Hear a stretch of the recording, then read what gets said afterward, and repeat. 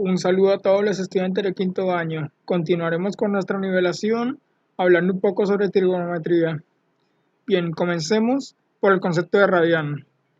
Un radián es básicamente el arco de circunferencia cuya longitud es igual a su radio. Notamos aquí un radio R en la animación que estamos viendo y lo ponemos que es la longitud de su arco. Desde el centro de circunferencia hasta esa longitud de su perímetro, eso es un radián. A medida que vayamos avanzando, lógicamente vamos aumentando la magnitud de los radianes y algo curioso es que media vuelta de la circunferencia son pi radianes. Lógicamente, una vuelta completa sería una magnitud de 2 pi radianes, es decir, 360 grados. Recordemos que el radián es una medida angular dada por el Sistema Internacional de Unidades que podemos encontrar muy frecuentemente en aplicaciones matemáticas y físicas. Claro, también es usado los grados que normalmente podemos hallar con un transportador, pero los radianes son más utilizados para el área del cálculo. Bien, continuando con esto, es esencial también conocer algunas de las equivalencias entre los radianes a los grados. Un radián es aproximadamente 57.29 grados. Ahora, es muy común ver múltiplos de pi radianes debido a que ya son ángulos más conocidos y que son enteros, ¿sí? Por ejemplo, podemos observar que pi sextos radianes son 30 grados, pi cuartos son 45 grados, pi medios ya es un ángulo de 90 grados, pi radianes 180 grados y como lo vimos anteriormente los pi radianes son los 360 grados. Esto es muy útil a la hora de simplificar algunas cuentas sin necesidad de usar la calculadora, puesto que cuando se aplican las razones trigonométricas es fácil de alguna forma retener o memorizar los valores que tomarán las funciones para estos ángulos en particular. Ahora, para hablar sobre las razones trigonométricas, recordemos que la trigonometría es el estudio de la relación que hay entre los lados y ángulos de un triángulo, específicamente triángulo rectángulo y una circunferencia. Sin embargo, a partir de un triángulo rectángulo podemos hallar las razones trigonométricas. Denotamos sus lados, sus catetos A y B y su hipotenusa como H minúscula. Indicamos sus vértices y elegimos uno de ellos para poder relacionarlo para encontrar nuestras razones trigonométricas. Por ejemplo, seleccionemos el vértice B y veamos qué ángulo tiene el cateto A con respecto a la hipotenusa. Llamaremos a ese ángulo θ. Ahora, nuestra primera razón trigonométrica a partir de la razón que podemos obtener es el lado opuesto con respecto a la hipotenusa. La relación que hay entre estos dos datos se le llama seno. Seno del ángulo θ, debido a que estamos, como ya dije, tomando como referencia el vértice B de este triángulo. Nuestra siguiente razón trigonométrica relaciona al otro cateto, o sea, el cateto A, con la hipotenusa. A esta relación se le llama coseno. Y finalmente, una relación entre el cateto opuesto y el cateto adyacente. A esta relación se le conoce como tangente. Ahora, estas son las funciones trigonométricas que podemos encontrar en muchas literaturas y tienen una particularidad. Poseen funciones trigonométricas recíprocas que son sus inversos multiplicativos, es decir, el inverso de estas funciones se les llama funciones trigonométricas recíprocas. Por ejemplo, noten que aquí tenemos la función cosecante, que es el inverso multiplicativo de la función seno. El secante, que es el inverso multiplicativo del coseno, y la cotangente, que es el inverso multiplicativo de la tangente. Estas serían las funciones trigonométricas básicas. Sin embargo, es muy común usar las primeras tres, el seno, coseno y la tangente. Las otras sí podemos encontrarlas en muchas aplicaciones de cálculo, pero son menos utilizadas en comparación a las tres que podemos hallar fácilmente.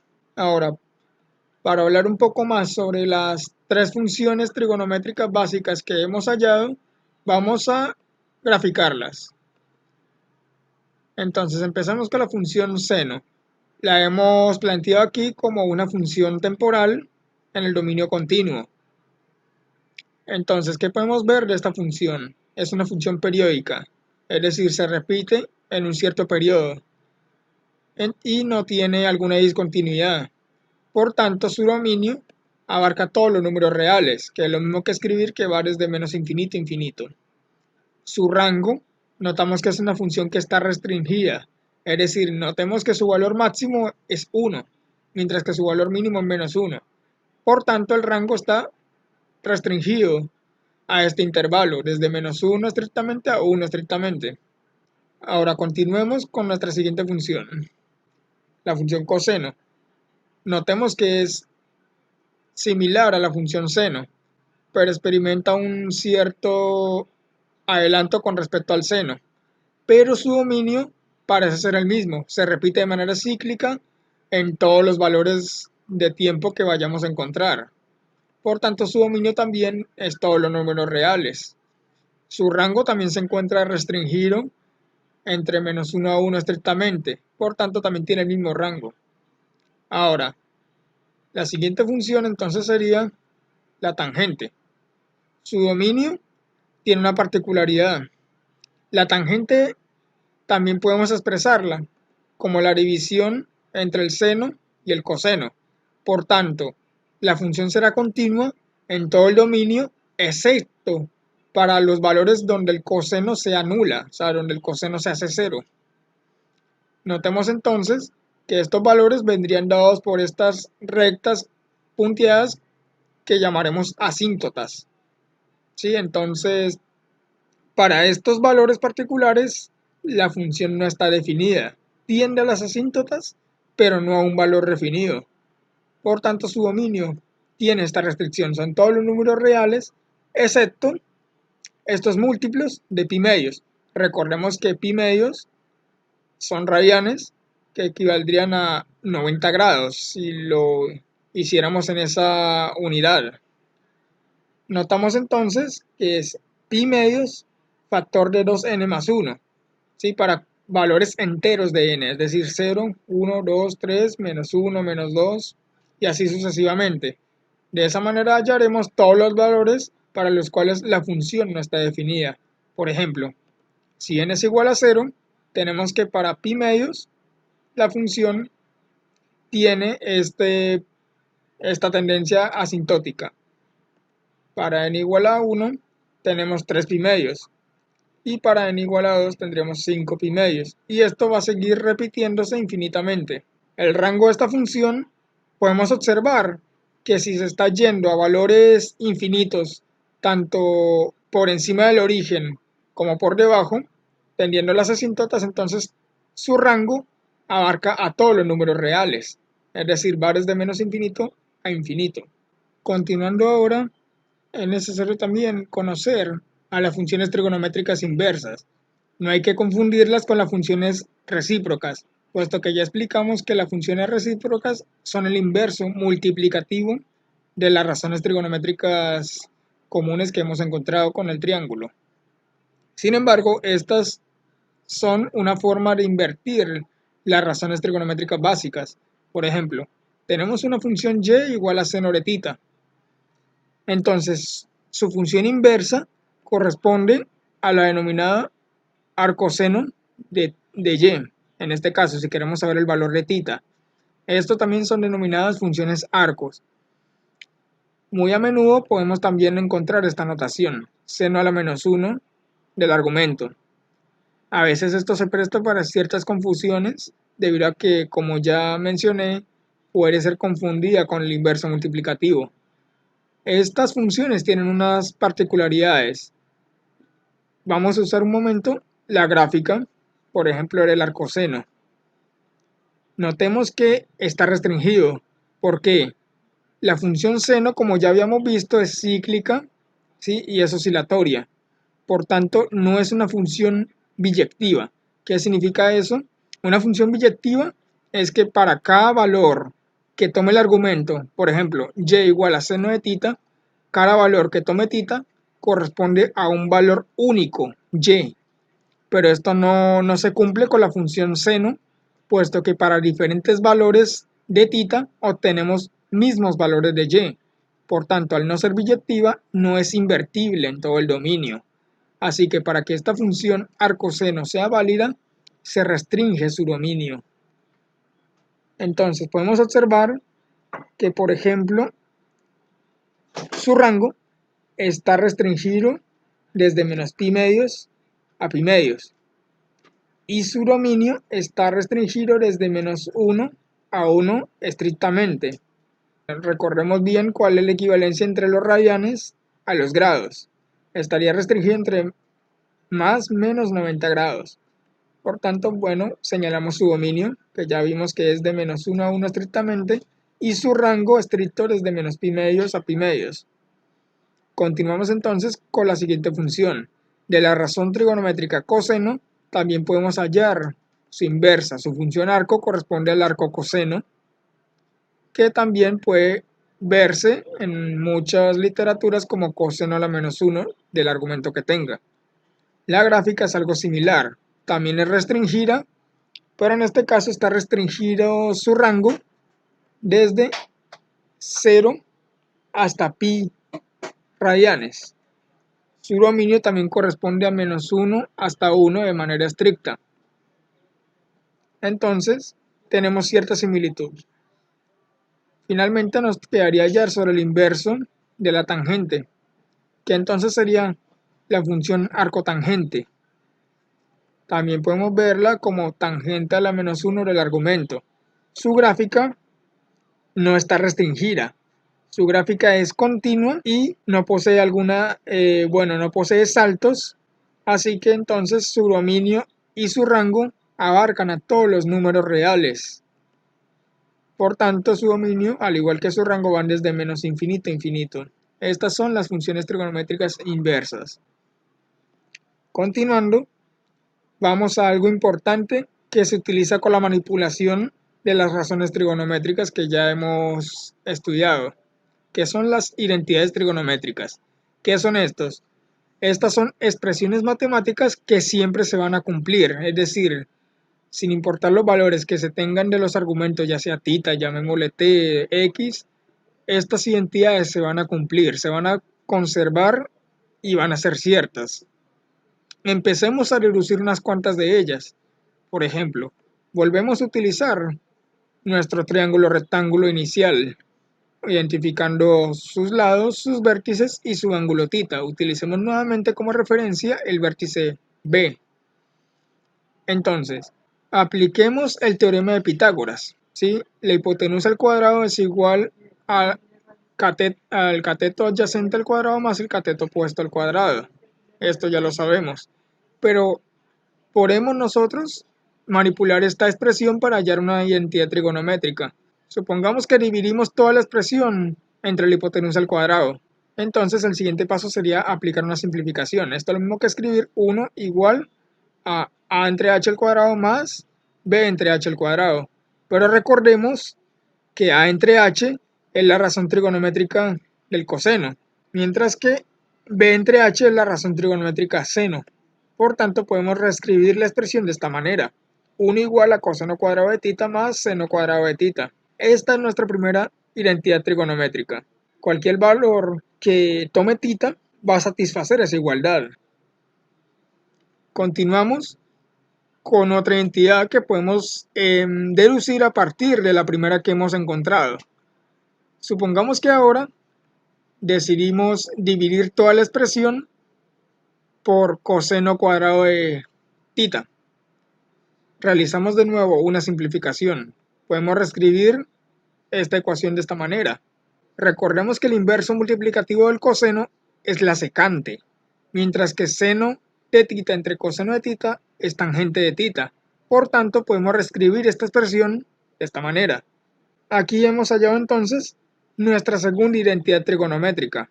Ahora, ¿qué hubiese pasado si en vez de dividir por coseno cuadrado la expresión hubiésemos dividido entre el seno cuadrado? Vamos a ver. Ok, hubiésemos realizado de nuevo la simplificación de manera similar y reescribimos la ecuación de esta manera. El inverso multiplicativo del seno ya vimos que es el cosecante y el inverso multiplicativo de la tangente es la cotangente, es decir, si tangente es seno entre coseno, entonces cotangente es coseno entre seno. Aquí tenemos otra identidad trigonométrica. Entonces, ahora tenemos dos importantes identidades. Estas son muy comunes en las áreas de cálculo diferencial, por ejemplo, y en cálculo integral. Continuemos entonces deduciendo más identidades trigonométricas. Ahora haremos uso de las gráficas de las funciones trigonométricas básicas. Aquí solamente he graficado un poco más de un periodo de la función seno. ¿Por qué? Porque podemos encontrar otras características de esta función trigonométrica. Por ejemplo, aquí, esta función es impar. ¿Qué significa esto? Si realizamos una rotación en torno al origen de 180 grados, obtenemos esta misma curva, exactamente esta misma curva. Por tanto, se comprueba que es una función impar y cumple con esta expresión. Seno de t es igual a menos seno de menos t. Esto es otra identidad trigonométrica importante. Esto es una relación que siempre se va a cumplir en el seno. Vamos ahora con la función coseno. Vamos a hacer algo similar. Pero notemos que aquí hay otro tipo de simetría. No es una simetría impar, sino una simetría par. Porque observemos el eje vertical. Si hiciéramos un pliegue de esta función o de esta gráfica con respecto a ese eje vertical, obtendremos la misma curva. Eso se llama simetría par. Es como tener un espejo. Por tanto, ya que es una función par, cumple con esta otra igualdad. Esta sería nuestra quinta identidad trigonométrica. Notemos también que el hecho de que sea par significa que para un valor, por ejemplo, en este caso de 1, voy a tener un cierto valor de coseno. Pero para menos 1 tenemos el mismo valor, como podemos ver en la gráfica, así que esta expresión se cumple. Entonces vamos ahora a hallar otra expresión, pero a partir de las dos funciones seno y coseno. Notemos algo particular aquí. Ya dijimos que las dos funciones son similares. Las dos son cíclicas, las dos están restringidas en el mismo rango, pero notemos que hay una diferencia entre ellas de pi medios, ¿sí? Es decir, el coseno adelanta en pi medios al seno, que es lo mismo que decir que el seno atrasa al coseno en pi medios. Dicho de otra forma, el coseno de t puede ser expresado como seno de t más pi medios. O también podemos expresar el seno de t como coseno de t menos pi medios. Estas son otras dos expresiones muy importantes, ya que no van a cambiar. Y esto sirve mucho para simplificación de expresiones. Continuamos entonces definiendo otras identidades trigonométricas. Recordemos que la trigonometría, como dije anteriormente, estudia la relación que hay entre los lados y ángulos de un triángulo rectángulo y una circunferencia. Así que hagamos uso de un arco de circunferencia. Ubicamos su centro y ubiquemos el primer triángulo rectángulo definido por estos vértices y su ángulo θ. Pero ahora ubiquemos un segundo triángulo de diferentes dimensiones y definamos un nuevo ángulo alfa, que está medido desde la hipotenusa del primer triángulo al segundo. Ahora, démosle nombre a los vértices del nuevo triángulo. Podemos aquí aplicar una razón trigonométrica, que en este caso podemos aplicar la del seno. Sabemos que el seno de θ más alfa sería igual al lado opuesto entre la hipotenusa. ¿Por qué? Porque entonces en el triángulo definido por las líneas punteadas amarillas, tenemos un ángulo total que sería igual a la suma de θ más alfa. Por eso encontramos esta expresión. Ahora, para continuar, es necesario encontrar algunas relaciones geométricas entre estos triángulos. Así que vamos a definir un nuevo triángulo a partir del vértice D, que hará uso de la misma hipotenusa BD. Y definimos otro triángulo que será interno en el triángulo rojo, ¿sí? De dimensiones más pequeñas, y démosle nombre a los vértices para poder identificarlo mejor. Definamos un último triángulo más pequeño y démosle nombre a su vértice. Todo esto para realizar las siguientes relaciones geométricas y angulares. Por ejemplo, notemos este ángulo aquí dentro del triángulo de línea punteada blanca. ¿Por qué tiene este valor de 90 grados menos θ?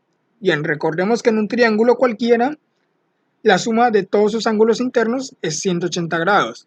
Y en un triángulo rectángulo ya uno de sus ángulos es recto, es decir, 90 grados. Por tanto, los otros dos ángulos restantes tienen que sumar 90 grados. Dicho de otra manera, si un ángulo vale θ, el otro tiene que valer 90 menos θ para complementar. Ahora, fijémonos en el segmento de recta FE'. Notemos que en una recta el ángulo es llano, es decir, 180 grados. Por tanto, todos los ángulos que vayamos a definir en ese trayecto tienen que sumar 180 grados. Tenemos el primer ángulo que ya definimos, 90 menos θ, y el ángulo recto dado por el triángulo que definimos anteriormente, que sería 90 grados. Esto haría un ángulo resultante de 180 grados menos θ. Entonces, para llegar a 180 grados, este último ángulo en el triángulo pequeño tiene que valer θ. Sabiendo todo esto, podemos proceder a encontrar las relaciones geométricas necesarias para definir nuestra identidad trigonométrica. Primero, de la expresión que teníamos aquí, aislamos, despejamos el lado de E, el cateto de E. Ahora, pero el cateto de E también se puede definir como la suma de estos dos segmentos. Definimos entonces a través de trigonometría cada uno de estos dos segmentos. Empezamos por el segmento FA. Hagamos uso del triángulo pequeño, ¿sí? Usando como referencia el vértice A'. Entonces el cateto adyacente será FA'. FA' entonces será igual a la hipotenusa de ese triángulo pequeño por el coseno de θ. Pero ahora falta definir quién es la hipotenusa de A', perdón. Hacemos uso del triángulo adyacente que tenemos ahí y aplicamos la razón trigonométrica del seno. Encontramos entonces esta nueva expresión. De estas dos ecuaciones obtenemos esta expresión resultante, ¿sí? Necesaria para sustituirla más adelante en la expresión que definimos del lado de E. Ahora bien, ya definimos quién es FA'. Falta definir quién es el segmento A'E'. Hagamos uso del triángulo que estamos aquí marcando en verde y definamos esta expresión A'E', ¿sí? Aplicando la función seno usando de referencia el vértice B. Ahora falta entonces definir quién es la hipotenusa BA'. Hacemos uso de nuevo de este triángulo y aplicamos otra razón trigonométrica. Entonces, de una forma similar a las dos expresiones anteriores, también encontramos una expresión que define el segmento A'E'. Con estas dos expresiones ya definidas, se sustituyen en esta ecuación de DE. Entonces obtenemos esta expresión. Notemos que hay un término común en la igualdad que podemos simplificar, que sería BD, teniendo entonces como resultado esta expresión. Esto corresponde entonces a una nueva identidad trigonométrica que se conoce como la suma de ángulos. Esto siempre se va a cumplir y noten que lo hemos hallado gracias a todas estas relaciones geométricas entre los triángulos dentro de la circunferencia. Ahora bien, de forma similar podemos definir otra de estas funciones, estas entidades de suma de ángulos. Por ejemplo, usemos el mismo arco y definamos el mismo triángulo. Pero ahora utilicemos el coseno. Ya habíamos definido la primera expresión a través del seno de la suma de los ángulos. Ahora vamos con el cateto adyacente, que tendrá una expresión que ya conocemos. Hagamos la misma relación geométrica, definamos los mismos triángulos, pero esta vez hallemos nuevas relaciones geométricas. Despejamos el lado B, que es el que nos interesa, y podemos definirlo también como esto. El lado B sería entonces la resta entre el lado BE', que sería el cateto adyacente del triángulo punteado con línea blanca, menos el lado de F, ¿sí? Que es lo mismo que sería el segmento EE'. Sí, pero lo hemos definido a partir de los vértices del triángulo pequeño que tenemos en la parte superior. De una manera similar, hallemos las expresiones para definir cada uno de esos lados. Aplicamos entonces, en vez del coseno, la razón trigonométrica seno. Ahora definamos quién es el segmento de A'. Utilizamos este triángulo y aplicamos la razón trigonométrica del seno de nuevo. De esta expresión obtenemos esta igualdad. Ahora falta definir quién es el segmento BE'. De una manera similar, utilicemos este triángulo y aplicamos la relación trigonométrica del coseno. Definamos entonces quién es BA', utilizando nuevamente este triángulo. Utilizando entonces la razón del coseno, hallamos esta expresión y obtenemos esta igualdad, definiendo entonces quiénes son los segmentos DF y el segmento BE'. Sustituimos nuevamente en esta expresión y obtenemos esta ecuación. Volvemos a simplificar el término BD y obtenemos la suma de ángulos, pero con la función coseno. Es un poco complicado, pero lo que nos interesa es este resultado final, esta expresión trigonométrica. La demostración es, bueno, es un complemento, ¿sí? Más que todo con inspiración, pero es una manera abstracta y un poco útil para desarrollar ciertas habilidades de deducción a partir de relaciones geométricas y angulares. Continuemos con otras expresiones que podemos ahora deducir a partir de las dos expresiones de suma de ángulos que hemos encontrado anteriormente con los triángulos. Supongamos que hay diferentes casos. Por ejemplo, sabemos que los ángulos θ y alfa pueden tomar diferentes valores, pero ¿qué ocurre si tenemos el caso de que alfa sea menor a 0? Es decir, alfa tendría un valor negativo, alfa sería un ángulo negativo. ¿Qué ocurre con esto? Vamos a hacer este caso particular, caso 1. Sustituimos en la expresión que tenemos arriba en las dos expresiones de manera simultánea y ahora vemos que es una resta de ángulos. Entonces alfa será sustituido por menos alfa en las dos expresiones. Ahora he señalado las propiedades de las funciones pares e impares que obtuvimos anteriormente con el análisis gráfico. ¿Por qué? Porque aplicando estas propiedades podemos reescribir las ecuaciones que ahora tenemos. La reescribimos de esta manera y ahora tenemos la expresión correspondiente a la resta de ángulos tanto para el seno como para el coseno, las expresiones 10 y 11. Entonces estas expresiones también son importantes. Las hemos deducido a partir de la suma de ángulos. Ahora, ¿qué ocurre si un ángulo es igual a otro? Es decir, el caso 2, alfa igual a θ. Entonces podemos llamar a alfa θ o a θ podemos llamarlo alfa, son iguales. Pero, ¿en qué afecta esto a las expresiones originales que tenemos? Bueno, sustituimos alfa por θ y lo sustituimos en todas las igualdades. Entonces, esto sería igual a decir a esto. Seno de 2θ es igual a 2 coseno de θ seno de θ. Y coseno de 2θ es igual a coseno cuadrado de θ menos seno cuadrado de θ. Con eso tenemos otras dos identidades trigonométricas muy útiles, que es el seno y el coseno del doble ángulo. De aquí podremos deducir aún más expresiones trigonométricas. Por ejemplo, utilicemos la expresión del coseno del ángulo doble y recordemos la expresión que dedujimos, la primera expresión, la primera identidad trigonométrica que se dedujo a partir de la fórmula de Pitágoras.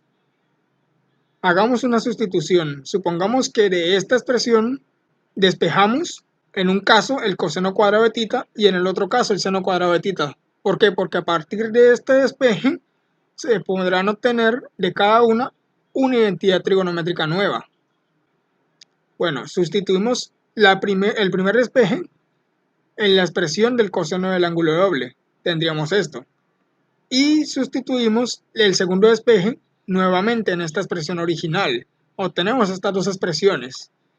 ¿Qué ocurre? Ahora vamos a simplificarlas, vamos a reescribirlas mejor. Obtenemos esto del lado izquierdo y esta igualdad del lado derecho. ¿Cuál es el siguiente paso? Vamos a despejar el término cuadrático. Es decir, en la expresión de la izquierda vamos a despejar el seno cuadrado de θ y en la expresión derecha el coseno cuadrado de tita. Entonces, a la izquierda tenemos esto y a la derecha tenemos esta otra expresión. Estas dos son nuestras nuevas identidades trigonométricas. ¿Para qué sirve esto? Esto se le conoce como disminución de grado. Noten que de una función trigonométrica al cuadrado hemos encontrado una expresión equivalente, pero de menor grado. Sí, tiene un ángulo doble, pero ya no se usa el término cuadrático. Esto tiene una utilidad muy importante en temas de cálculo avanzado y sobre todo de cálculo integral. Por tanto, estas dos expresiones también son importantes saberlas. Ahora, esto sería todo lo que tendría de importante saber sobre la trigonometría, debido a que existen una gran infinidad de identidades trigonométricas, pero que no se ven de manera frecuente, tienen usos muy particulares y no son muy necesarias. En cambio, estas deducciones que hemos realizado son de gran importancia debido a que son expresiones que se seguirán usando en las áreas de ciencias puras e ingeniería, e incluso de diseño tecnológico. Bien, eso ha sido todo con nuestra introducción y nivelación de trigonometría.